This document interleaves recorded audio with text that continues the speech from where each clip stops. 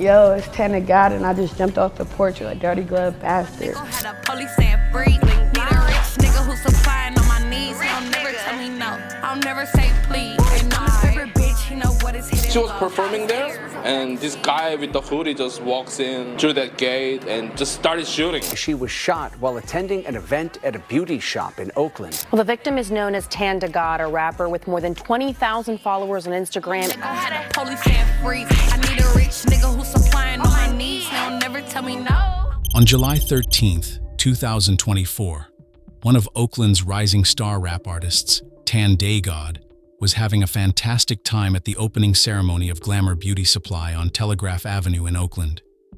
She had been invited by the owners of the beauty shop to lend her support, something she usually did for Black-owned businesses in the area. Throughout the celebration, Tan DaGod teased her followers on social media with pictures and videos, which showed she was having an amazing time. But at 5 p.m. that day, an armed man walked into the shop and gunned her down. Her life was tragically cut short at age 27. But this is where it gets interesting. Hours after her death, rumors began to circulate around the internet, with several blogs spreading the news that Tan DaGod was killed in revenge for killing her ex-boyfriend. But is that really what happened? Did she truly kill her ex? Investigation into the case revealed a shocking truth that no one would have expected. He was targeting her only. I saw it, like, he wasn't like shooting at like everybody. He was just shooting at her.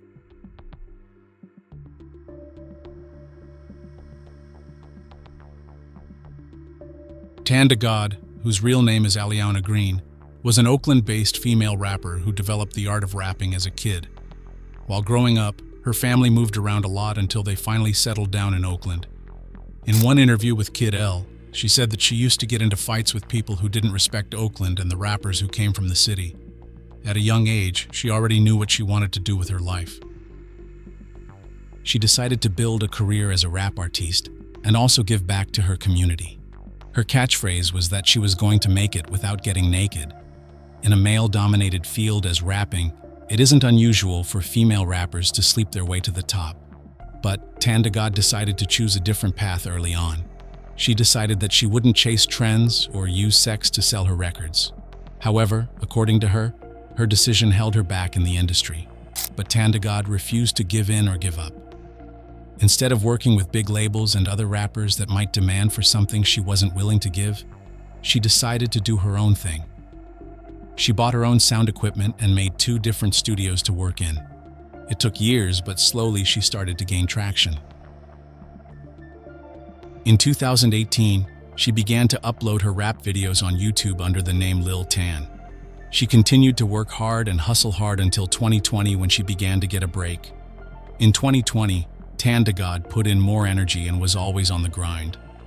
In 2021, she decided to release her The Called, followed by Unprecedented and Unprecedented Volume 2 in March 2023.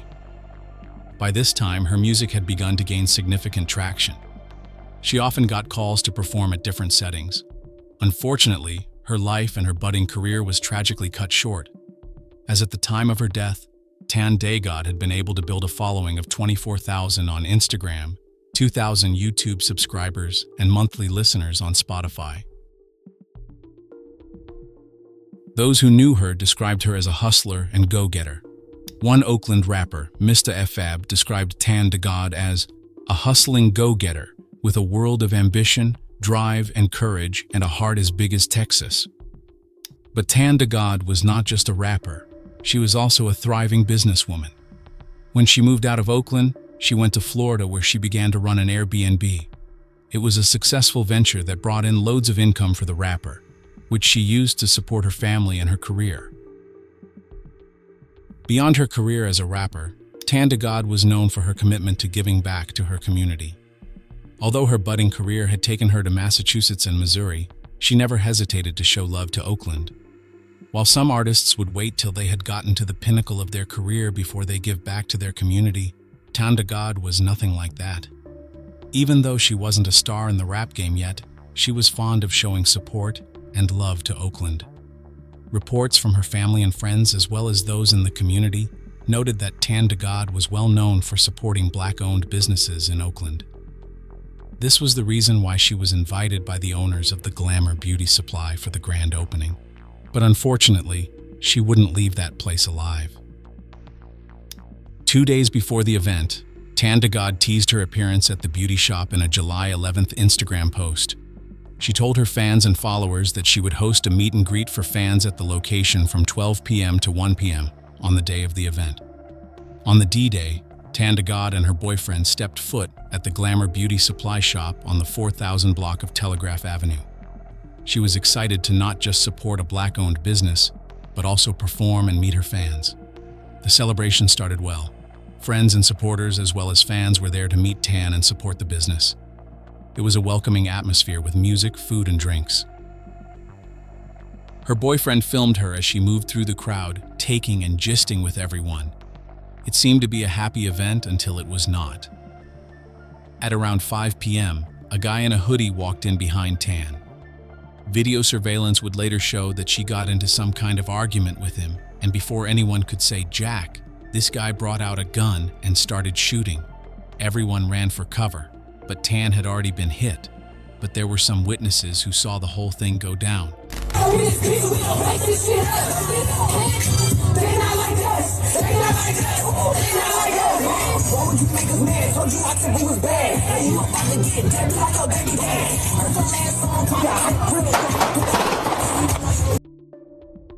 According to Sue Chal, a guy who works at a Korean BBQ restaurant close by, the guy was targeting only Tan DaGod. He said, he was targeting her only because I saw it. He wasn't shooting at everybody, he was just shooting at her.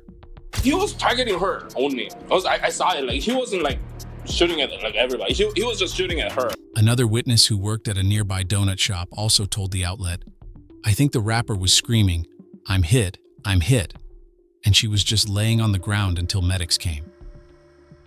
I think the rapper was like screaming, I'm hit, and she was just laying on the ground until the medics came. When the Oakland police arrived with the paramedics, they found Tan DaGod on the ground outside the beauty shop. She was immediately rushed to the hospital, but unfortunately was pronounced dead.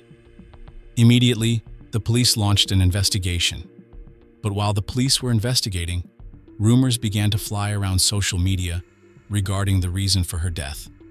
As with every rumor, no one knew who started it, but fans and bloggers began to connect the cause of her death to a project Tan DaGod dropped back in 2023. This caused the mixtape to grow viral as everyone went to watch it to connect the dots. In 2023, Tan DaGod released a project called EX Woodpack. The cover featured a photo of her and her ex, but his face is replaced by a blunt. During promotional interviews for the project, Tan shared a story where she claimed that she had killed her abusive boyfriend in self-defense and somehow avoided prosecution. She claimed that her ex had been abusing her and sending death threats to her family, and that's why she took him out. On Kid L's podcast and DGB Media in September 2023, she also claimed to have rolled his ashes into a blunt and smoked it. When Kid L asked her how she was free and able to evade the cops, she said that everyone would find out about it on September 23rd. So one thing that I do have to ask is like, how are you not afraid of like police or did they like side with you on it? Like, how did you evade like any type of like consequence basically? Well, we gonna find that out on September 23rd. Okay. At first, people thought it was just a publicity stunt, but then rumors began to spread that she actually killed a guy and that she has been in witness protection ever since. 1 month after her interview with Kid L, she went on another interview with Off the Porch where she said that she beat the case. She completed the interview with a mock tombstone for her ex sitting behind her with the inscription, "Here lies my ex." "I got this to be extra F-King childish. Make your families mad," she said about the prop. "Oh well, because they ain't gonna do SET about it." Here lies my ex. Listen, so I got this to be extra fucking childish, making families mad. Oh well, because they ain't gonna do shit about it. Smoking on that Axe Wood pack. Oh yeah, you know it. I got my ex wood. There it is. Get yourself right. Yeah, let me get right. You feel me? It's been a long day. Yeah. Beat the case. With how confident she delivered her story, fans had no choice but to believe it. And, not surprisingly, her mixtape, the EX Woodpack, blew up. After her death, fans and bloggers could not help but connect her death with the story she had shared. People and bloggers, including DJ Academics, began to spread the narrative that Tan DaGod was killed by her ex's family because she was dissing him. Some bloggers even took things further by saying that Tan DaGod's real name was Lalique Westbrook, who killed her boyfriend Tywin Moore back in 2019. According to the rumors, Westbrook and Tywin started dating when Westbrook was only 17 after Tywin picked her from a shelter for abused victims. However, after some time, Tywin began to abuse her too. He held her hostage and physically assaulted her. He even told her that if she ever left him, he would find her and kill her whole family. It was at this point that Westbrook decided to kill him. She shot him twice and killed him. But of course, it was all a lie. While there is indeed a Lalique Westbrook who killed her boyfriend, Tywin Moore, Tan DaGod was certainly not Westbrook. Her real name was Alliauna Green, and she was a rapper. Interestingly, Tywin Moore's sister came online to squash the rumors that Tan DaGod killed her brother. Other rappers and online personalities like Adam22 also began to come out to debunk the rumors about Tan DaGod. Her family members who had been grieving in peace also came out to debunk the rumors and misconceptions. The rumors and misconceptions had flown around the internet so much that it had gotten to them. Her sister, Nayla Lamise, said, "All the things I'm seeing on the blogs are so disrespectful. It's been a lot seeing all the love but also the negativity, trolls, jokes, and backlash," she said. Tan DaGod's family members went on to clarify on several social media outlets that the mixtape was not connected to her death. It was at this point the truth began to come out. It turned out that the alleged story of Tan DaGod killing her ex was all a publicity stunt. According to her family, she had never killed anyone. But because she sold it so well, people believed it to the point where they believe that this is why she is gone right now, and that is untrue, said Nayla. She also added that it is easy for people to believe because it was already out there, but nobody wants to take time to see the truth or understand that this was a concept project. So, Tan DaGod didn't actually kill anyone, but decided to craft a story about an abusive ex, which she allegedly killed to boost traffic to her mixtape. Interestingly, her family revealed that she admitted it to a comedian from Oakland named Frisco Philly B. Tan DaGod had reached out to Frisco to help her promote her X-Wood project, using the narrative that she had created. But Frisco turned her down because he didn't want to get involved with anything to do with murder. Her brother also went live where he said that it was all a play to help her music career. According to him, she paid DJ Academics over $20,000 to get on that interview. She paid over $20,000 to Academics. Facts, bro, to get that fucking promo by him. Yo, what are you talking about? Them interviews that you saw her doing and all that shit that you seen her on the porch. Bro, pay for that shit, brother. You know anything about the industry, bro? You gotta pay to play, bro. Ain't nothing in this shit free. I don't give a fuck who you is, fam. Ain't nobody doing no interviews for free, fam. And the other interviews she did to promote her mixtape. This is crazy. Usually we know that celebrities and music artists would do anything to stay relevant, especially in this era of social media. But crafting a false narrative about oneself regarding to murder is something else entirely. But if you think about it carefully, it actually makes sense. If she had actually killed her ex and was in witness protection, she would not have openly said so to the public. But why would she create such a dangerous narrative about herself? Well, the answer is not far-fetched. Tan DaGod said herself that she would not make it to the top by getting naked. And, as she said, this philosophy of hers held her back in this male-dominated field. So, perhaps, in order to give herself an edge over other competitors in the field, she decided to create a controversial narrative about herself. In these days and age of the internet and social media, where bad and controversial news spread faster, Tan DaGod decided to take advantage of this to promote her music. Not surprisingly, it worked. If only she had known that this false image she had created would take a life of its own after her death and affect the investigation into her death and the grieving process of her family. The most salient proof that it was all a publicity stunt is the fact that those arrested for her murder had nothing to do with any ex of Tan DaGod. The Oakland police investigation into Tan DaGod's murder revealed two suspects: 32 years old Richard James Romano and 30 years old Dominic Gates, who is also a rapper and goes by the name BNC4 Nero. And the most shocking part, which was revealed during the legal proceedings, was that Tan DaGod had a gun. Now, both James Romano and Dominic Gates were present at the grand opening ceremony of Glamour Beauty Supply. Surveillance video showed Gates, who had been wearing a face mask, enjoying refreshment with his face mask temporarily pulled down. Dominic Gates had previously been implicated in a shooting in June 2023. Police identified him as a suspect in a shootout in East Oakland, which resulted in 2 deaths. Eventually, he was charged with firearms possessions, but the charges had been cleared just months before the beauty salon grand opening. As the celebration progressed, the police found out that Gates and Tan DaGod suddenly got into an argument. However, it wasn't clear what exactly the dispute was about.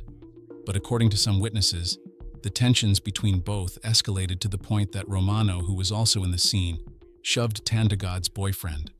The suddenly peaceful atmosphere suddenly became confrontational. The body languages of all involved had changed to one rest for a physical fight. Minutes later, video footage from a nearby smoke shop showed Tan DaGod suddenly moving away from where the rest of the group stood towards her Tesla car. It looked like she was grabbing her purse from the car. Meanwhile, those inside the beauty shop were still celebrating and gisting when they suddenly heard yelling, and then shots were fired. Witnesses outside saw Tan DaGod collapse, and the gunman took off running across the street. Initial reports from witnesses alleged that Tan DaGod was targeted by the gunman, but the truth was far from that. Investigators reviewed the video footage from the smoke shop, which revealed a shocking truth. Tan DaGod has moved away from the confrontation to get a gun from her purse. But what exactly had she planned to do with the gun? It's not clear, as both the defense and prosecution in the case had different opinions. According to the defense, Tan DaGod had threatened Gates and decided to take her gun from her Tesla and shoot at Gates. However, according to the prosecutor, Gates had pointed his weapon at Tan DaGod's boyfriend, which prompted her to pick up her gun from her car in self-defense. The video footage, which showed the rapper taking her gun from her purse, was partially obstructed, so no one could tell exactly who drew their weapons first. But the one thing that was quite clear was the fact that Tan DaGod retrieved her gun from her purse and fired twice before the shooter shot back. The gunshots not only hit her, but also hit another person who thankfully did not die. This astonishing revelation turned the entire case during the preliminary hearing for Gates and Romano. According to Oakland Police Detective Roland Aguilar, the investigation was chaotic because even with dozens of witnesses, none were willing to cooperate with the police. Tan DaGod's boyfriend, who had been filming the whole event, did not only fail to submit the footage as evidence, but also fled the state. However, what is clear to the police is that in total, 5 people fired weapons that day, including Tan DaGod. The other 2 have still not been identified. Perhaps her boyfriend was one of them. The investigation took months as both the prosecutor and defense were not able to come to a conclusion. According to Judge Richer, there were many ways to interpret what happened in the footage. During the trial, the defense stated that Tan DaGod had built her identity upon being a violent criminal and decided to use the confrontation at the beauty salon to back it up. However, the prosecutor argued that Tan DaGod was simply protecting her boyfriend from imminent danger. Unfortunately, she died, and no one can tell exactly what was going on in her mind. But whatever the case, it ended in her death, tragically cutting short her budding career. The investigation and trial took months and sadly ended in a plea deal. The prosecution could not convince the jury that Gates and Romano were not acting in self-defense. Left with no choice, they offered the suspect a plea deal. Under the deal, both men pleaded no contest to possession of firearms, and the murder charges were dismissed. Both Gates and Romano received 2-year prison sentences with good behavior. While it was certainly not the outcome Tan DaGod's family and friends expected, it was certainly not a surprise to those following the case. Not only did Tan DaGod create a fake and violent persona to build her career, she was also violent herself. If she had not been killed, perhaps she would have been arrested for carrying arms. As her sister said, Tan DaGod was not the intended target. She was simply unfortunate to have gotten shot. Meanwhile, the fake news and misinformation which spread online after her death reflect the current climate of the world. Though deaths in hip-hop are not new, it doesn't mean it should be the norm.